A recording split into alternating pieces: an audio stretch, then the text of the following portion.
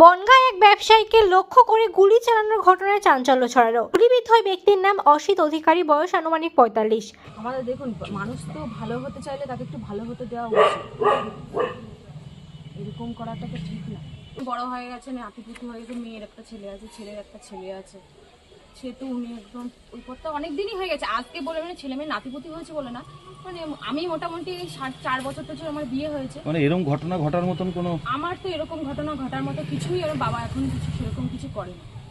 জানা যায় অসিত বাবু এদিন সকালে মাছের ভেড়িতে গিয়েছিল মাছের খাবার দেওয়ার জন্য, আর সেখান থেকে ফেরার সময় মাঠ থেকে না এসে তিনি রেল লাইন ধরে আসার সময় তাকে লক্ষ্য করে গুলি চালায় এক যুবক। সেই সময় সেখানে উপস্থিত লোকেরা পাথর মেরে যুবককে আটকে দেয়, পালিয়ে যায় সে।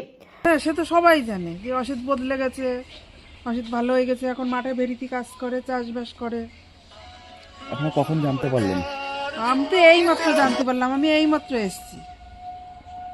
কারা করেছে গুলি না, বলতে পারবো না। আমরা কি করে বলবো, আমরা তো বাড়ি আছি। কোথায় লেগেছে এটা জানতে পেরেছেন? না। আর আন্দাজ মানে লোকের মুখে মুখে তাও শুনিনি এখনো। আমি এইমাত্র আসলাম, এসে কোন এই জায়গায় শুনলাম। ঘটেছে ঘটনাটা এটা? ওটা মাঠে ঘটেছে, ও যেখানে থাকে চাষ করে, কোন জায়গায় মাছটার সেটা? চাষ করে। অসিতের বাড়ি বনগাঁ থানার বক্সিপল্লী এলাকায়।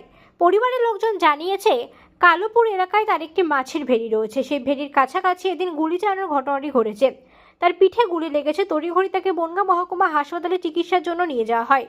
অবস্থার অবনতি হলে তাকে কলকাতাতে রেফার করা হয়। ওই আপাই ছিল, আমাদের আপা আছে, ওখানে আপাই ছিল। আপার থেকে এসেছিলো, সকালবেলা আসছিল। আসার সময় একটা বাচ্চা ছেলে নাকি সামনেতে যাচ্ছিল, সেই বাচ্চা ছেলেটা হঠাৎ পিছন থেকে গুলি করে। হ্যাঁ, পিছন থেকে গুলি করলে তা আমরা জানি না, আমরা বাড়ি ছিলাম। হঠাৎ একজন এসে বললো যে এরকম গুলি লেগেছে। মাছের খাবার দিতে যাচ্ছে? হ্যাঁ হ্যাঁ, কোথায় যাচ্ছে? ওই মাঠে, আমাদের মাঠ আছে, ওইখানে যাচ্ছিল। হ্যাঁ, কি করতে যাচ্ছে? মাঠে খাবার দিতে যাচ্ছিল। মাছ আছে, ভেড়ি আছে ওইখানে। প্রতিদিনই যান না? হ্যাঁ, প্রতিদিনই যায়।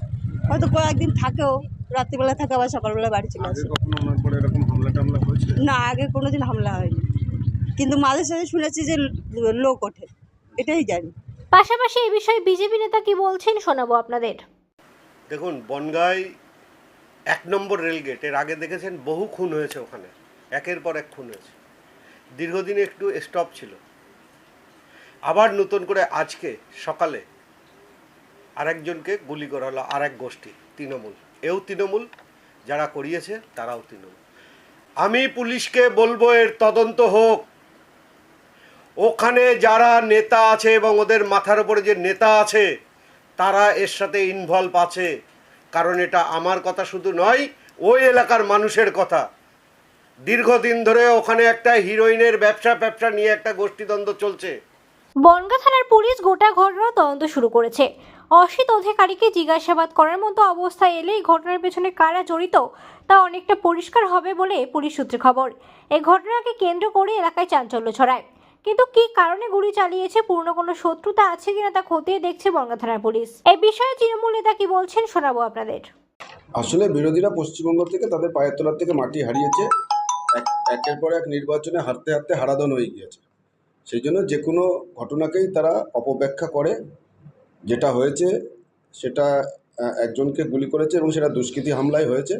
আমরা পুলিশকে বলেছি যথাযথ তদন্ত করতে এবং দোষীকে গ্রেপ্তার করে উপযুক্ত শাস্তির ব্যবস্থা করতে। এর মধ্যে তৃণমূলের কোনো গোষ্ঠীকন্দলও নেই বা অন্য কোনো বিষয়ও নেই, সম্পূর্ণ একটা দুষ্কৃতী হামলা।